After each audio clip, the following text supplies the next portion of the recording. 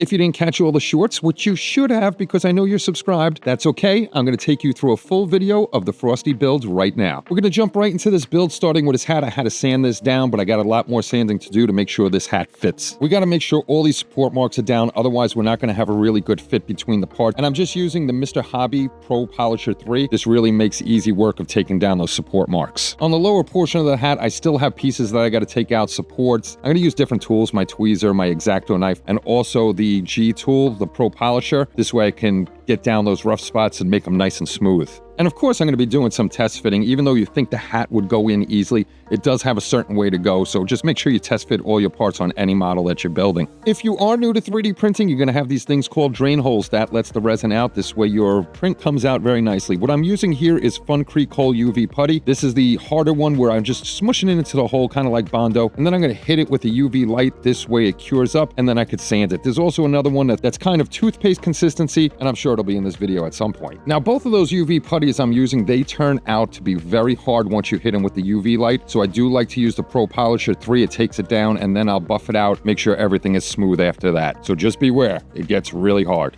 And once I am done sanding, I just take a little cloth here, I put a little IPA on it, and then I wash off the piece, get that dust off there so I can work on it further. And now that I got the top and the bottom all cleaned up, the next thing I'm going to do is put some DAP Rapid Fuze on here. Yes, DAP Rapid Fuze, I've said it a million times, this is my favorite CA glue. And then I'm going to put the top half onto the bottom half. I'm going to squeeze them together, throw some kicker on there to get it done really quick, and then we're going to move on to the next part of the build. And here's that other UV putty I was talking about. It's more like a toothpaste consistency. The hat has a little gap in between, so I'm able to put this here, and then I'll use either my finger or a Q-tip and I'll smush it all in there. This way it gets in the gap. I had to do it 2 or 3 times because I didn't get it perfectly smooth, so you got to sand, fill, all that good stuff. Next up, I just hit it with some primer, and you can see there's still a little bit of a gap right there. I got to go back in once the primer's dry and fill it in again. Time to hit the hat. The top is going to be green, the brim green, and the strap right here is going to be black. For the hat and other parts that I have to paint up, I'm red-green colorblind, so what I do is I get the picture, I put it in a color picker, then I go to the hexacolor, and then I try to mix the colors as close as possible. The old cells were on a white background, so they deviate from scene to scene in the cartoon, so just do your best to get as close as you can. The mixture here is coal black 17 drops, bright pyrrole red 2 drops, and 1 drop of burnt red. The next thing to do is just drop it in my airbrush pot and spray that onto the band. Go around and around and around. Of course, we got to protect that black, otherwise I'm going to mess it up. So I just used the Tamiya tape that's made for curves. It comes in different diameters and it's easy to wrap around. And at the bottom, I use a little Tamiya tape for the area I missed. And here's our mix for the hat, 10, 6, 3, and 1 drops in that order. So pause it here if you want to see the colors. And of course, once I got that thinned out to the ratio I want, all we're going to do is get on the hat and start spraying it up.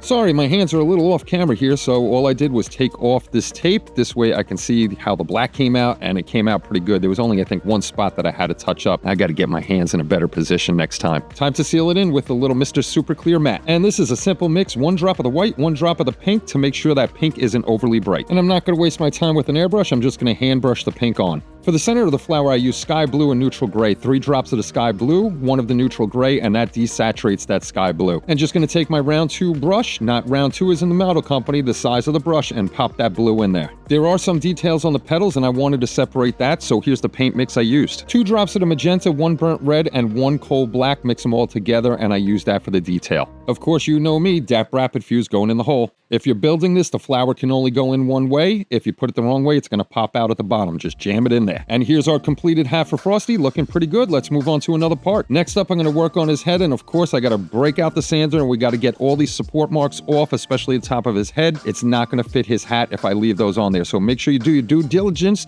get rid of all those support marks, especially the ones that can be seen. You don't want to mess up all of your hard work by one of those little nubs showing when you're doing your final pictures. I've done that before. Now that his head is cleaned up, we're going to use Pro Acryl's matte white primer. I don't want to use a dark one. Of course, we're using a white one because Frosty's white, and it's going to make it a lot easier to paint. For Frosty's body, I'm going to use titanium white and just a little speck of the gray blue to give it a bluish tint.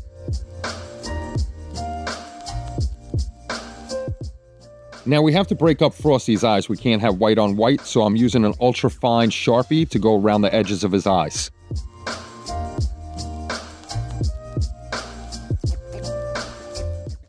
I did mess up a little bit with my old shaky hands. I just going back in with white and touching that up. Then I sealed it in with Mr. Super Clear Matte, and luckily that did not mess up the Sharpie. For his eyes, I'm just going to go in here with coal black and pop them in. Thankfully, Frosty's eyes are simple. They're just little black dots in there. I don't have to worry about anything crazy. These are the colors I'm going to use. 3 drops burnt red, just a touch of white, and a touch of burnt umber to make it a really deep red inside his mouth. His mouth actually was a few different colors if you look at the DVD, other pictures of him, but in the cartoon, it's red. And of course, we're just going to take that mixture and start painting it inside his mouth. Don't go all the way out to his lips because he had none. And there we go. We got the red inside his mouth and up the creases. Just be careful. You do have to do some touch-up if you have shaky hands like me. And here's where my color blindness messed me up. I thought his nose was orange from the pictures I was looking at. It is not orange. It is a deep red, which I do correct, but I didn't do this in the video. Go check out the short if you want to see me correct it. Next up, I'm moving over to his body, and the bottom of this thing is a mess. Cheeto Box had a glitch in it, and it put a million, billion, zillion freaking supports on here that I got to get off. And I'm going to go directly to my Mr. Hobby Pro Polisher 3 to do the tough job and get them down quickly, and then I'll move over to the G tool and some hand sanding to make sure everything is smooth. And now that we got the bottom smooth, the next thing for me to do is go into the keys and deburr them because we want to make sure all of our pegs fit into the female hole. The male peg into the female hole fit in there nicely. If you have support marks in there, or if you have any leftover supports or nubs, you're going to have a bad time and you're going to be pushing them in and you're going to crack things. So just go in there and clean that up the best you can. Now that the key and the foot or the leg is all cleaned up, I'm going to test fit it. I know the fit is good, so I'm going to drop some DAP Rapid Fuze in here. And then I just pop the leg on and make sure it's in the right position and hold it in place. And because I don't want to hold it in place forever, I hit it with some kicker, let that set up, and it goes a lot faster.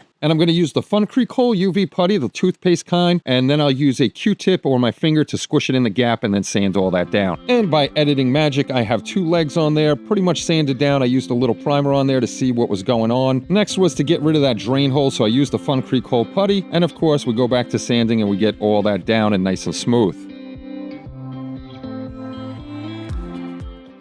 Test fitting the arm, there is a bigger gap than I like, so I'm going to have to get in here and take some of this down. And I just do that using my Dremel with the diamond point, shaving off corners and some excess resin. And retesting the arm after I took all that down, there is a much better fit. It's a little wobbly, but the gap is a lot less and I'll have less gap filling to do. And of course, back to the FunCreCol, putting this into the gap. We're going to go around and we're going to sand this down. I think I might have said it before, but this stuff dries very hard, and on these gaps, I think I would have been better off using Bondo. It would have been easier to sand, but this still worked very well. It's just a more laborious process to get this down and as smooth as you want it to be. And of course, when you have your UV putty in place and where you want it, break out your UV flashlight and make sure that you cure it and cure it well. This way you can sand it down and you don't have any goopy spots. Without primer, everything looks good, but I won't know until I get some primer on there. And then once this is done, I'm going to move over to the hands and start filling in these drain holes.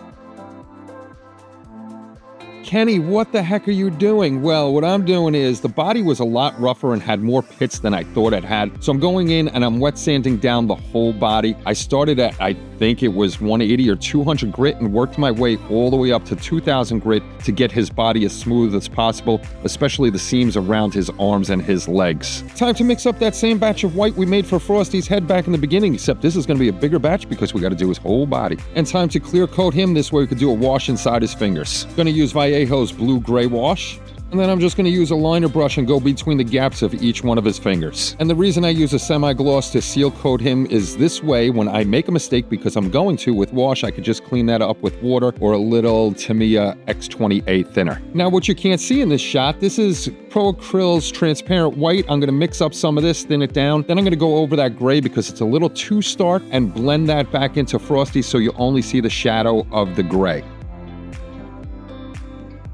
Next up, we're going to work on Frosty's corncob pipe, and we're going to mix up some color to make this a honey brown. And here's the colors we're going to use: golden yellow, yellow ochre, dark umber, 3-1-1, just like that in order. Our honey brown is mixed up. I'm just going to take my brush and paint it straight onto the pipe itself. Now that the pipe is all painted up, I'm just going to use dark umber to get around the inside edge and the bottom of the inside of the pipe. We also use that dark umber to do in those little circles and also the 3 little stripes on the leading edge of the pipe. For the pipe, I'm just going to paint this with AK Interactive Satin Varnish. I want this to stand out from Frosty's flat coat. Putting a little DAP Rapid Fuze in his hand so we can pop his pipe in there. Now I'm just going to drop his pipe in here. You got to test fit it because the pipe goes one way. That little stem will be facing towards Frosty's head.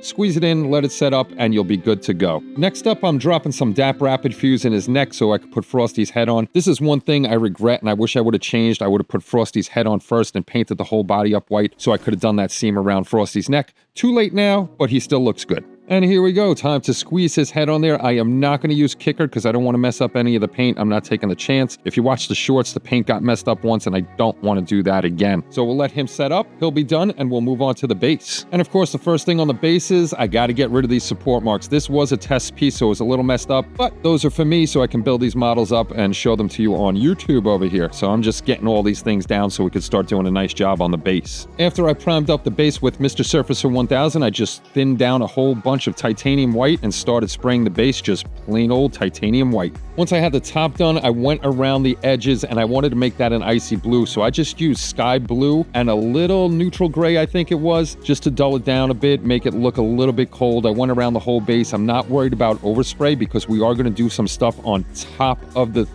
base itself that will cover up any overspray, and overspray on the edges actually came out looking very cool. I moved back over to my ultrafine Sharpie to outline the outside of the Frosty symbol and on the inside of the lettering. This way it kind of looks like the real logo we saw on TV.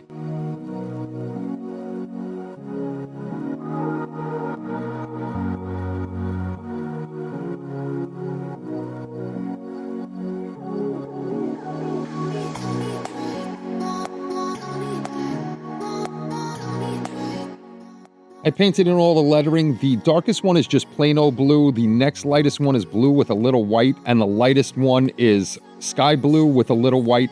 So I didn't make any special mixtures. I just did something by eye. Okay, do not use Mr. Super Clear Gloss over a Sharpie. It made it flare out, and I'm going back in here and I got to touch up all of the white everywhere because it made little lines. It like spread it out. It was like oil and water mixing for some reason. So don't do that. After I fixed up all the lettering, I went back over the color portions with AK Interactive's satin. Time to add some AK Interactive Terrain Snow to the base. If you have this product and it's a little on the dry side, just add some water to it, not a lot. I only added like 4 or 5 drops, then I'll mix it up and it's actually more pliable and goes onto the base a lot easier. And the next step is just to take an old paintbrush and start putting it around in random patterns up and down. This way it's not flat, you want it to look like snow. Now while our first layer of snow is still wet, don't let it dry, otherwise you're not going to be able to do this second one. You're going to take snow micro balloons from AK Interactive. This stuff is just dust, so make sure you wear a mask. Take a spoon or a popsicle stick or something like that and just start spreading it over your snow and make sure you cover it well. This way it sticks. Let it sit there for probably about 15-20 minutes and then you can dump it off and make sure that your snow is all covered. If not, then you can add a little more. Now the last thing we're going to use is AK Interactive Snow Sprinkles. This stuff is really cool. It dries to like a crystally icy form, and we're going to put that around the rim, cover up the top edge, and make it look a lot colder than it is. Again, you're just going to take an old paintbrush and start randomly putting this where you want it on the base. I went around the whole top rim to make it look like the snow was melting into the sides, and it gave a pretty good effect. And like I said, once it is dry, it has a nice crystal look. And once it's dry, if you don't like the look that you're getting or you miss some spots, you can definitely go over it again and it'll come out really nice. And here's our completed Frosty the Snowman on his base, but I do not have him glued to it because we're going to have a special base to put all 5 characters on with a background. Thank you very much for following along. Make sure you subscribe, like, and all that other stuff. And here comes a little Frosty the Snowman on the turntable so you can see him without my big fat hands in the way. And again, thank you very much for stopping by and checking out the video. I really, really appreciate it, especially all those subscriptions and likes and everything like that. If you do like my content and you want to help the channel out, please consider joining that membership on the front page. Just click it, pick one, and join up. It'll help out the channel a lot and hopefully get this shop all done up and we can make better videos for you. I hope you all have a happy holiday season. I'll see you in the next one, which will be Hocus Pocus the Rabbit from Frosty the Snowman.